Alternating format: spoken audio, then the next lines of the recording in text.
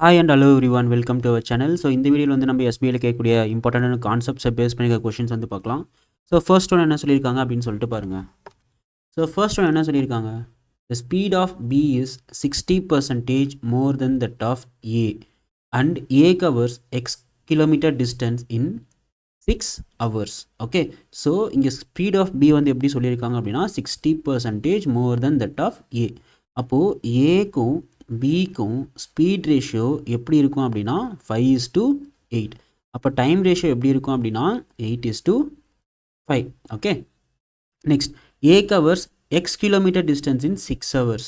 B covers X plus 80 kilometre distance in 5 hours. Okay, இப்போ B வந்து okay இங்கே இப்போ அப்சர்வ் பண்ணிங்கன்னா டைம் வந்து இந்த எக்ஸ் ப்ளஸ் 80 கிலோமீட்டர் கவர் பண்ணுறதுக்கு தான் 5 hours. அப்போது இதே same distance X plus 80 cover பண்ணுறதுக்கு ஓகே எக்ஸ் ப்ளஸ் 80 கவர் பண்ணுறதுக்கு ஏ வந்து எவ்வளோ ஹவர்ஸ் எடுத்திருக்கோம் அப்படின்னா 8 hours எடுத்திருக்கோம். பட் இங்கே பார்த்தீங்கன்னு வச்சுக்கோங்களேன், எக்ஸ் கிலோமீட்டர் கவர் பண்ணுறதுக்கு ஏ வந்து 6 hours எடுத்திருக்கு.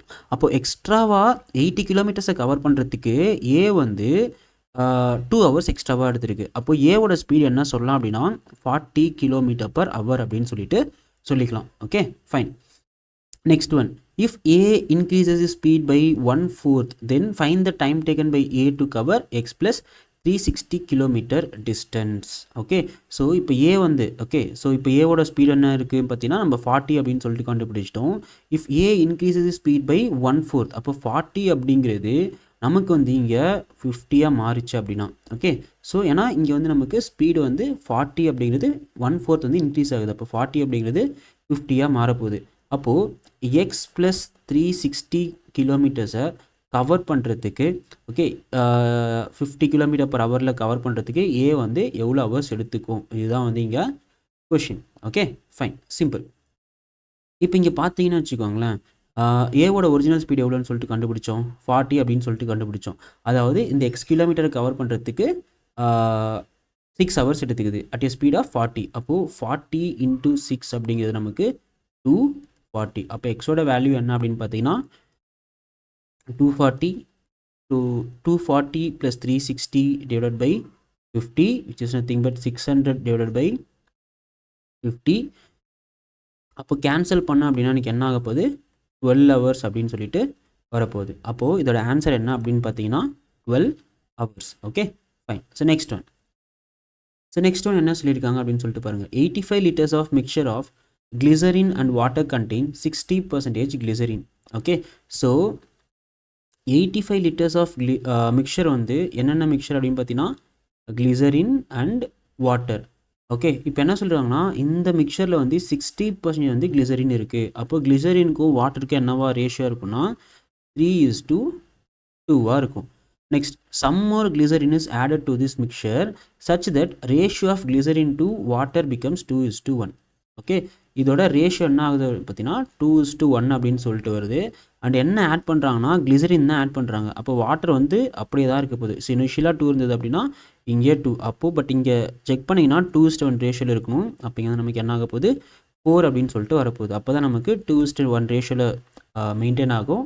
அண்டு இப்போ நீங்கள் அப்சர்வ் பண்ணிங்கன்னு வச்சுக்கோங்களேன், கிளிசரின் வந்து 3 அப்படிங்கிறது 4 மாதிரி இருக்குது. அப்போ எவ்வளோ எக்ஸ்ட்ராவாக ஆட் பண்ணியிருக்காங்க, 1 ஆட் பண்ணியிருக்காங்க. Okay fine. இப்போ நெக்ஸ்ட் கொஷின் என்னது, ஸோ கொஷின் என்ன அப்படின்னு பார்த்தீங்கன்னாக்கா some more glycerine is added to the mixture such that ratio of glycerine to water becomes 2:1. Find the quantity of final mixture. Okay, so இப்போ நீங்கள் அப்சர்வ் பண்ணிங்கன்னு வச்சுக்கோங்களேன், இதுதான் வந்து இனிஷியல் மிக்சர், அதாவது 5 யூனிட். ஓகே, அதுதான் வந்து 85 liters. ஃபைனல் மிக்சர் அப்சர்வ் பண்ணிங்கன்னு வச்சுக்கோங்களேன், இங்கே நமக்கு 4:2, அதாவது 6 யூனிட்.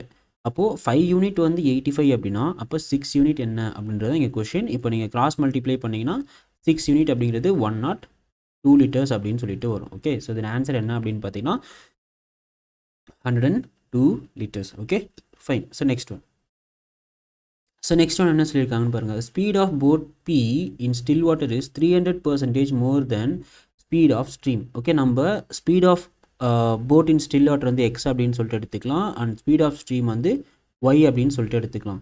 இப்போ இதோட ரேஷியோ என்ன சொல்லியிருக்காங்கன்னா 300% மோர். அப்போது ஒய் வந்து 1 இருந்ததுன்னா எக்ஸ் வந்து நமக்கு 400 இருக்கும். Okay, next thing, and it covers 48 km upstream in 16 hours. Okay, so upstream ஸ்பீடோட ஃபார்முலா என்னது 48/16 which is equal to 3 km/h.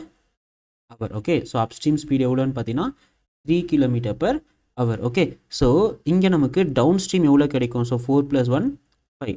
Upstream எவ்வளோ கிடைக்கும்? 4 - 1 3. ஓகே, அப்போது speed of boat in still water என்ன அப்படின்னு பார்த்தீங்கன்னா 4 அண்ட் ஸ்பீட் ஆஃப் ஸ்ட்ரீம் என்ன அப்படின்னு பார்த்தீங்கன்னா 1 km/h. Okay fine. இப்போ next, if the speed of boat Q in still water is 4 km/h more than speed of boat P in downstream. Okay, so speed of boat P, okay, ரெண்டுமே வந்து P க்கு. So speed of boat P in downstream என்ன அப்படின்னு பார்த்தீங்கன்னா 5. அப்போ Q ஓட speed still waterல 4 km more than speed of P in downstream.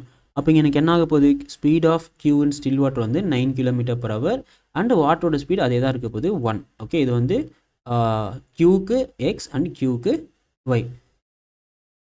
இப்போ கொஷின் என்னன்னா, then find the time taken by boat Q to cover the same distance in upstream. Okay, so distance என்ன கொடுத்துருக்காங்க? 48.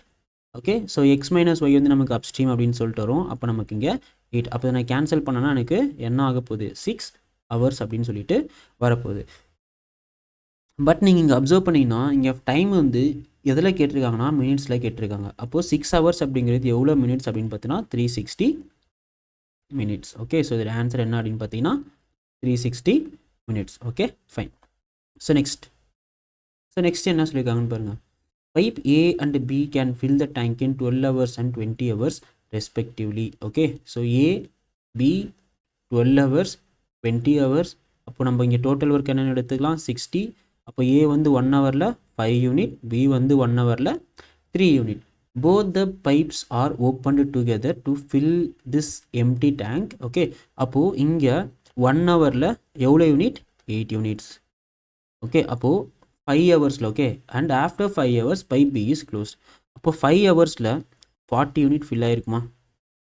ஓகே, 5 ஹவர்ஸில் 40 யூனிட்ஸ் ஃபில் ஆகிருக்கும். அப்போது 80 யூனிட்டில் 40 units வந்து ஃபில் ஆச்சு அப்படின்னா இப்போ ரிமைனிங் எவ்வளோ யூனிட்ஸ் இருக்கும்?